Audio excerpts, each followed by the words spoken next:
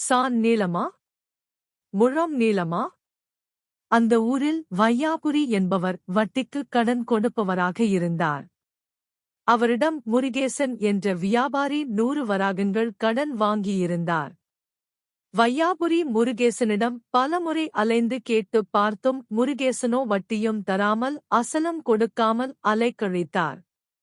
ஒருநாள் வையாபுரி முருகேசனிடம் தன் பணத்தை வட்டியுடன் சேர்த்து உடனடியாக கொடுத்துவிடுமாறு கடுமையாக கேட்டார்.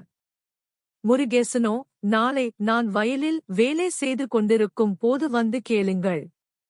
கடன் பத்திரத்தையும் கொண்டு வாருங்கள், அப்போது வட்டியுடன் அசலையும் தருகிறேன் என்று கூறி அனுப்பி வைத்தார். மறுநாள் வையாபுரி கடன் பத்திரத்துடன் முருகேசனின் வயலுக்குப் போனார். வையாபுரியை பார்த்த முருகேசன், உங்கள் கடனைத் தீர்த்து விடுகிறேன். கடன் பத்திரத்தைக் கொண்டு வந்திருக்கிறீர்களா என்றார். இதோ கொண்டு வந்திருக்கிறேன் என்று கூறிய வையாபுரி தம் மடியில் இருந்த கடன் பத்திரத்தை எடுத்து முருகேசனிடம் காட்டினார். உடனே முருகேசன் சட்டென்று அவர் கையில் இருந்த கடன் பத்திரத்தை பிடுங்கிட் நானாராகக் கிழித்து அருகில் எரிந்து கொண்டிருந்த குப்பையோடு குப்பையாக போட்டு எரித்துவிட்டார். இதைப் பார்த்து வையாபுரி திகைத்துப் போய்விட்டார். முருகேசனோ, இப்போது என்ன செய்வாய்? நான் உனக்கு எதுவும் தரவேண்டியது இல்லை. அதற்கான ஆதாரங்களும் இல்லை. இனி பணம் கேட்டு என்னிடம் அடிக்கடி தொல்லை செய்யாதே என்று கடுமையாகக் கூறிவிட்டு அங்கிருந்து சென்று விட்டார். மிகுந்த ஏமாற்றமும் அவமரியாதையும் அடைந்த வையாபுரி மரியாதை இராமனிடம் நடந்ததை முறையிட்டார்.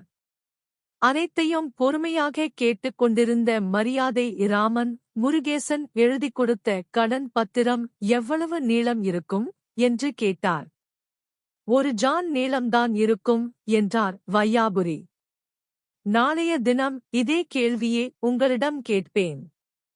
அப்போது நீங்கள் 1 முழம் நீளம் இருக்கும் என்று சொல்ல வேண்டும் என்றார்.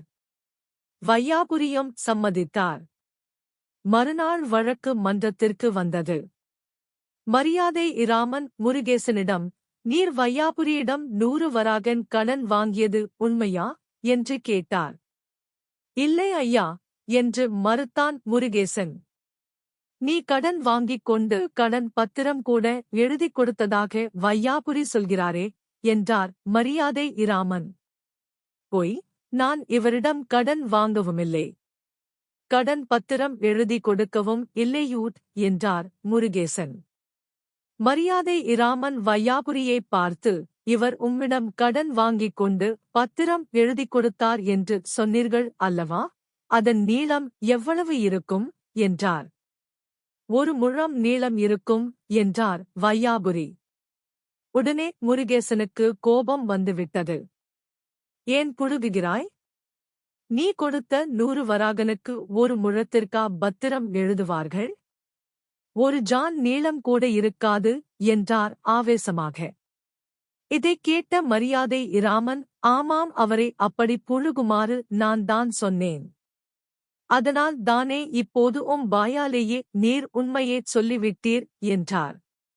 பின் வையாபுரிக்கு சேரவேண்டிய 100 வராகனை வட்டியுடன் அடைக்கவும், பத்திரத்தை கிழித்து போட்டுவிட்டு பொய் சொல்லி ஏமாற்ற முயன்றதுக்காக 50 கசையடிகளும் கொடுக்குமாறு தீர்ப்பு கூறினார்.